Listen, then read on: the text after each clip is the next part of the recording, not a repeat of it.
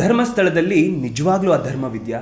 ಆ ಸ್ಥಳಕ್ಕೆ ಧರ್ಮಸ್ಥಳ ಅನ್ನೋ ಹೆಸರು ಹೇಗೆ ಬಂತು? ಅಣ್ಣಪ್ಪ ಸ್ವಾಮಿಯೇ ಸ್ವಯಂ ಕದ್ರಿಯಿಂದ ತಂದಂತಹ ಲಿಂಗವನ್ನ ಅಲ್ಲಿ ಪ್ರತಿಷ್ಠಾಪನೆ ಮಾಡಾದ್ಮೇಲೆ 16ನೇ ಶತಮಾನದಲ್ಲಿ ವಾದಿರಾಜ ತೀರ್ಥರನ್ನ ಆಗ ಇದ್ದ ಧರ್ಮಾಧಿಕಾರಿ ದೇವಾಲಯಕ್ಕೆ ಆಮಂತ್ರಣ ಕೊಡ್ತಾರೆ. ಅದಕ್ಕೆ ವಾದಿರಾಜ ತೀರ್ಥರು ನಿರಾಕರಿಸ್ತಾರೆ. ಯಾಕೆ ಅಂತ ಧರ್ಮಾಧಿಕಾರಿಗಳು ಕೇಳಿದಾಗ ವಾದಿರಾಜ ತೀರ್ಥರು ಹೇಳ್ತಾರೆ, ನೀವು ಪ್ರತಿಷ್ಠಾಪಿಸಿರುವ ಲಿಂಗವು ವೇದಶಾಸ್ತ್ರಗಳಿಂದ ಪ್ರತಿಷ್ಠಾಪನೆ ಆಗಿಲ್ಲ, ಆದ್ರಿಂದ ನಾನು ನಿಮ್ಮ ಭಿಕ್ಷೆಯನ್ನು ಸ್ವೀಕರಿಸಲು ಸಾಧ್ಯವಿಲ್ಲ ಅಂತ ವಾದಿರಾಜ ತೀರ್ಥರು ಹೇಳ್ತಾರೆ. ಅದಕ್ಕೆ ದೇವಾಲಯದ ಆಡಳಿತ ಮಂಡಳಿ ನೀವೇ ಅದನ್ನು ನೆರವೇರಿಸಬೇಕು ಅಂತ ಕೇಳಿದಾಗ ಸ್ವಯಂ ವಾದಿರಾಜ ತೀರ್ಥರೇ ಬಂದು ಆ ಲಿಂಗವನ್ನ ವೇದಶಾಸ್ತ್ರಗಳ ಪ್ರಕಾರ ಅಲ್ಲಿ ಪ್ರತಿಷ್ಠಾಪಿಸ್ತಾರೆ. ಆ ಲಿಂಗದ ಮೂಲ ಕದ್ರಿ ಆಗಿರೋದ್ರಿಂದ ವಾದಿರಾಜ ತೀರ್ಥರು ಮಂಜುನಾಥ ಸ್ವಾಮಿ ಅನ್ನೋ ನಾಮಕರಣವನ್ನ ಮಾಡ್ತಾರೆ.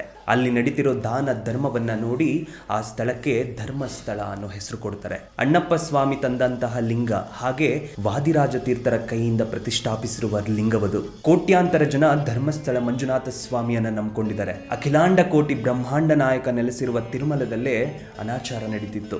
ಆಗ ಹಾತಿರಾಮ್ ಬಾಬಾಜಿ ಅನ್ನೋರು ಬಂದು ಆ ಅನಾಚಾರವನ್ನ ನಿಲ್ಲಿಸಿದ್ರು. ಮಂಜುನಾಥ ಸ್ವಾಮಿ ನೆಲೆಯಾಗಿರುವ ಆ ಕ್ಷೇತ್ರದಲ್ಲಿ ಧರ್ಮ ಇರೋದಕ್ಕೆ ಮನುಷ್ಯ ಎಷ್ಟೇ ಮುಚ್ಚಾಕಕ್ಕೆ ಪ್ರಯತ್ನ ಪಟ್ಟರೂ ಅದು ಮತ್ತೆ ಹೊರಬೀಳ್ತಿದೆ. ಅಧರ್ಮ ಬಯಲಿಗೆ ಬರ್ತಿದೆ. ಅನ್ಯಾಯ ಯಾರೇ ಮಾಡಿರಲಿ ಅವರಿಗೆ ತಕ್ಕ ಶಿಕ್ಷೆಯನ್ನ ಮಂಜುನಾಥ ಸ್ವಾಮಿ ಕೊಡ್ತಾರೆ ಅನ್ನೋ ನಂಬಿಕೆ ನಮಗಿದೆ. ನಿಮ್ಗೇನನ್ಸುತ್ತೆ? ಕಮೆಂಟ್ ಸೆಕ್ಷನ್ ಅಲ್ಲಿ ಹಾಕಿ.